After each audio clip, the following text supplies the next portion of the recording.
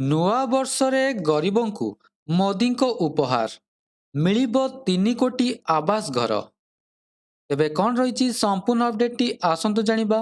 ତା ପୂର୍ବରୁ ଭଲ ପାଇବା ସ୍ୱରୂପ ଭିଡ଼ିଓଟିକୁ ଲାଇକ୍ ଆଉ ସେୟାର କରି ଚ୍ୟାନେଲଟିକୁ ସବସ୍କ୍ରାଇବ୍ କରନ୍ତୁ।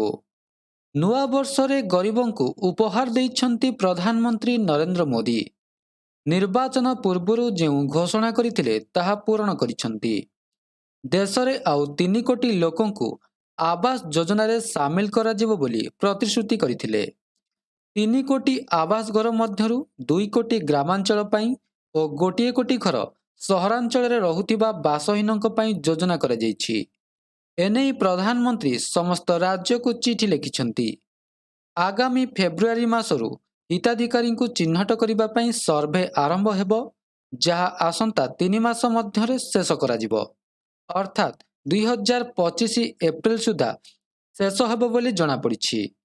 ପୂର୍ବରୁ ଅନେକ ଅଯୋଗ୍ୟ ହିତାଧିକାରୀ ଏହି ଯୋଜନାର ଲାଭ ଉଠାଇଥିବା ନେଇ ଅଭିଯୋଗ ହୋଇଥିବା ବେଳେ ବର୍ତ୍ତମାନ ଏନେଇ ସର୍ଭେ କରାଯାଇ ଚିହ୍ନଟ କରାଯିବ ବୋଲି କୁହାଯାଇଛି। 3 କୋଟି ଘର ନିର୍ମାଣ କାର୍ଯ୍ୟ ମାର୍ଚ୍ଚ 31, 2029 ଭିତରେ ସମାପ୍ତ କରିବାର ଲକ୍ଷ୍ୟ ରଖାଯାଇଛି। ତେବେ ଏହା ଥିଲା ସମ୍ପୂର୍ଣ୍ଣ ଅପଡେଟଟି। ଯଦି ଭିଡ଼ିଓଟି ଭଲ ଲାଗିଥାଏ ଭିଡ଼ିଓଟିକୁ ଲାଇକ୍ କରନ୍ତୁ, ସେୟାର କରନ୍ତୁ ଏବଂ ଚ୍ୟାନେଲଟିକୁ ସବସ୍କ୍ରାଇବ୍ କରିବାକୁ ଭୁଲନ୍ତୁ ନାହିଁ।